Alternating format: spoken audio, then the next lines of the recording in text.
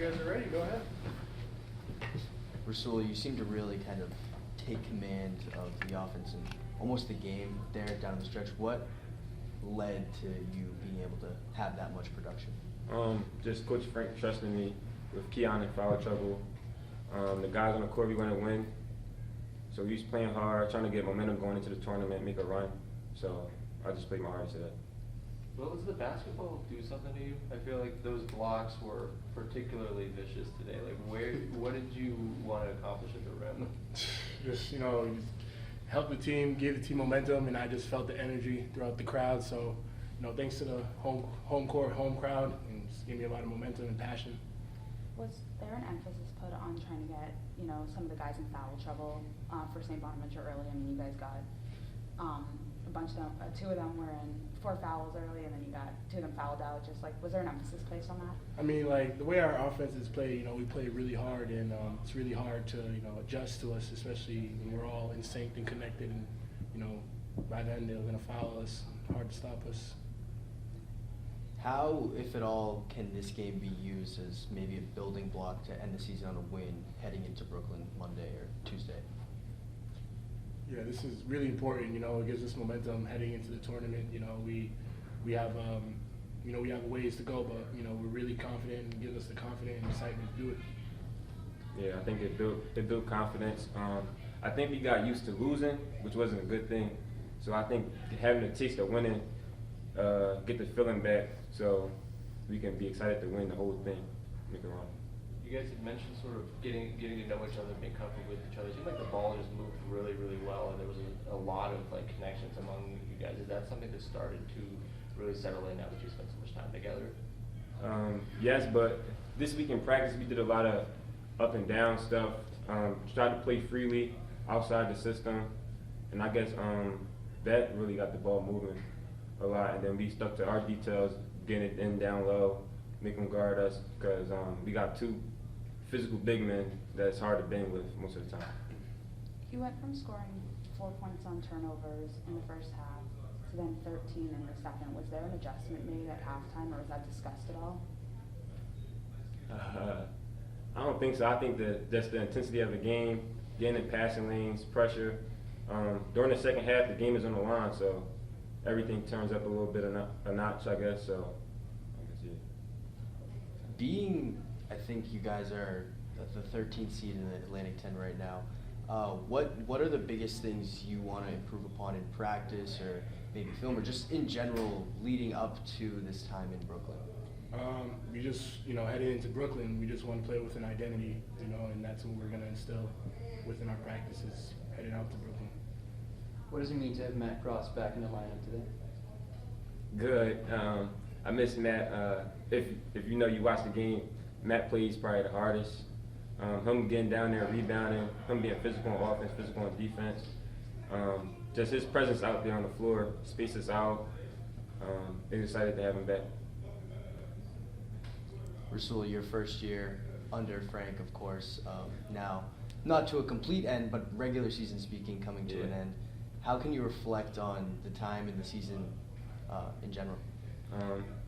It was, I guess, a tough season for me, but coming in the gym, listening to Frank, his words actually uplift me, some of the good ones. Coming in, seeing Wildens work hard, pushing me every day to keep it going. Wildens, for you, this is obviously not your first rodeo of a conference tournament with Frank.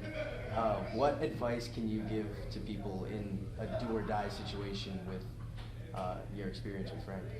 I mean, it's all about trust. If you buy in, buying in is the most important thing that you can do as a teammate. Being a good teammate, what we represent, sacrifice, passion. You buy into it, you'll be just fine. One more for the guys, if anyone's got one. All set? All right, thanks, guys. Thank you. Thanks, guys. Yep. That was tough.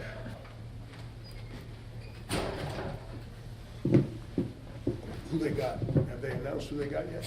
St. Louis. St. Louis beat Rhodey. Maybe Rhodey, yeah. Who was? Rhode Island had one of their worst shooting games of the season. All right, we've got head coach Frank Martin here. Coach, you want to start off with an opening statement, and then we'll open the floor for questions. Just, it's you never want to end your season on a loss, especially on home on senior day, against a team that beat us up pretty good the first time around. And,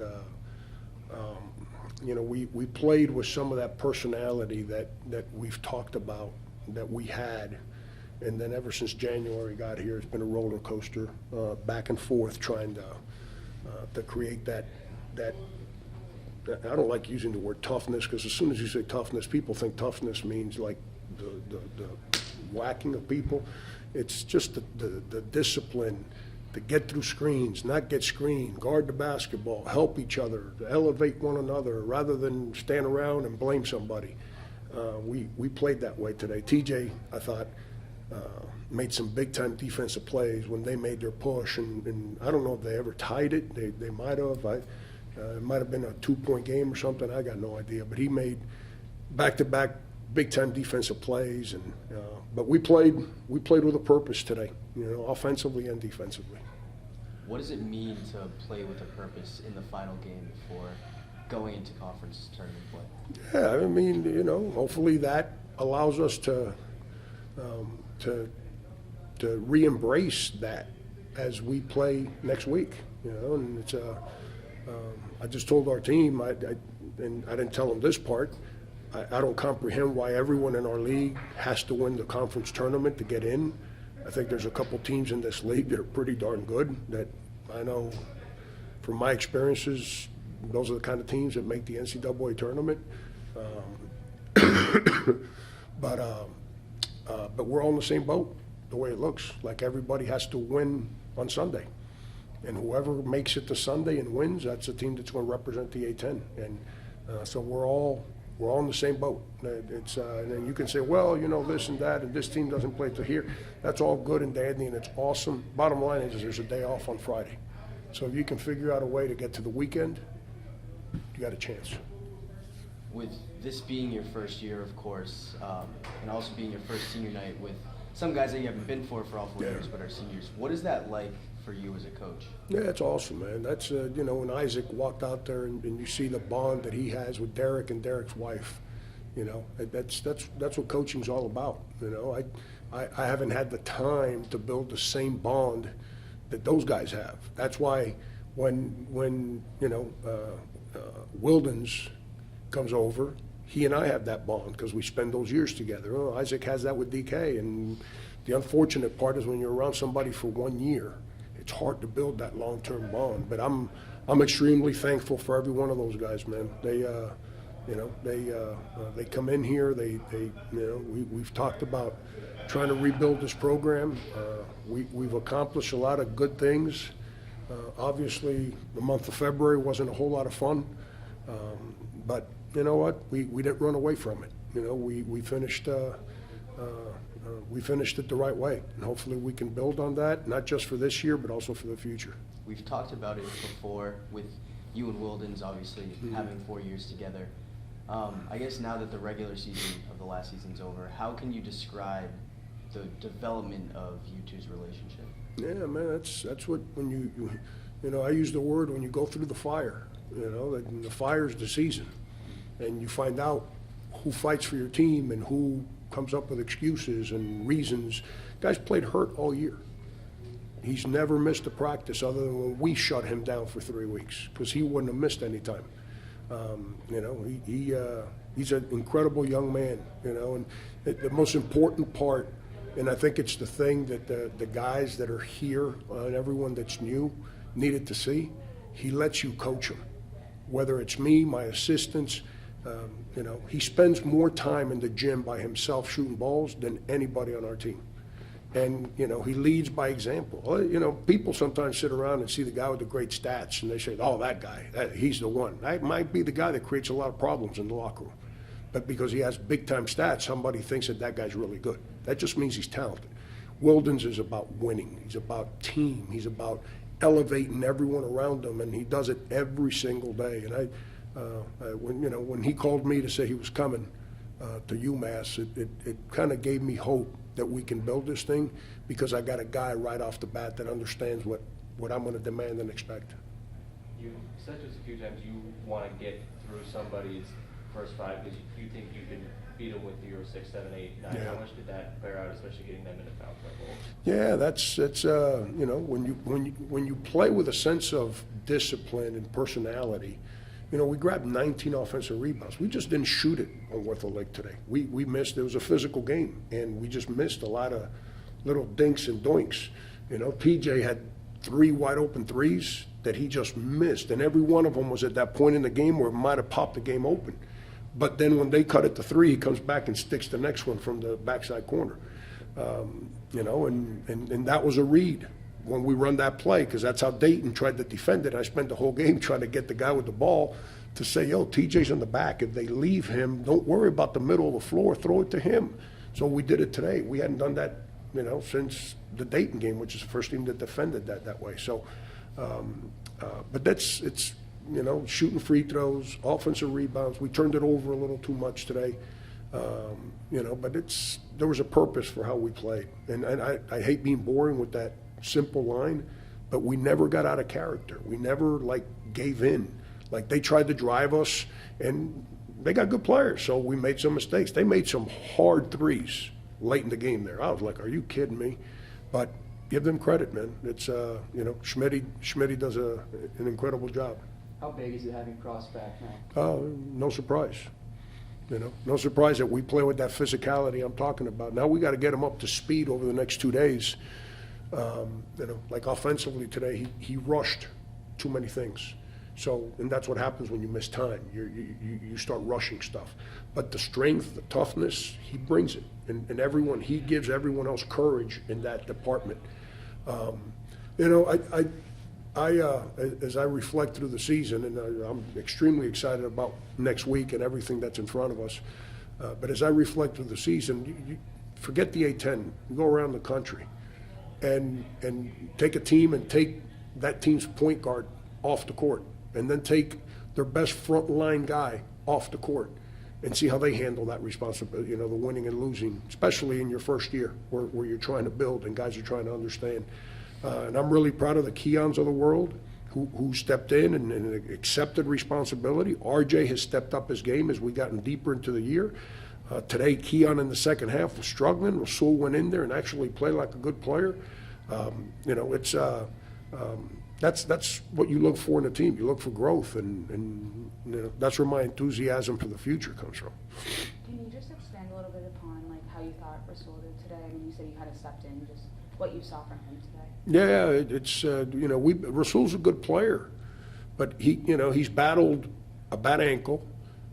He's battled the responsibility of being a father, and when he gets healthy from the ankle, he rolls it again. And you know, and that's part of the journey of a player. You know, it's comprehend that you're banged up. You know, give him credit. He tried to play.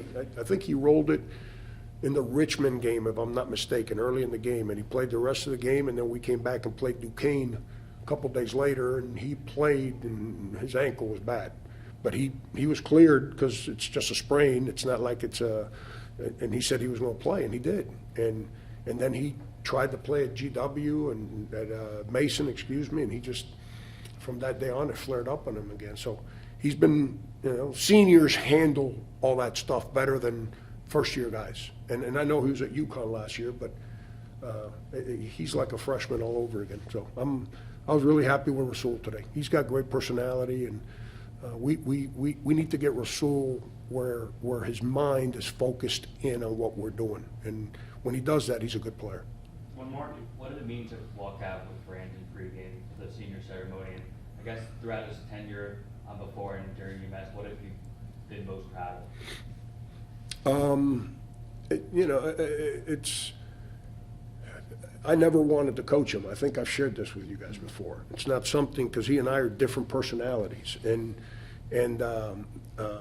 when that COVID year was really hard on everybody, including him and the team he was on, and his 3 best friends transferred out of upstate. And he came to me and said, Dad, I think I want to transfer. I said, well, you need to talk to your coach, like not me. I'm here to support you once you make your decision, but that's a conversation to have with your coach. All I told him back then is like, just remember, you don't quit your job unless you got another job, because it's going to be hard. And that was a hard lesson for him to learn. so he goes in the transfer portal, and I think 2 schools called, but nobody really was blowing his phone up. And so I sat down with him, and he said to me, "Dad, I always want to play for you." And as a dad, what do you do when your son says that to you? And he helped us win last year at South Carolina. He had a role in that team, and he's come in here, and he's helped with that day-to-day approach that I'm talking about to build. I say this all the time, man.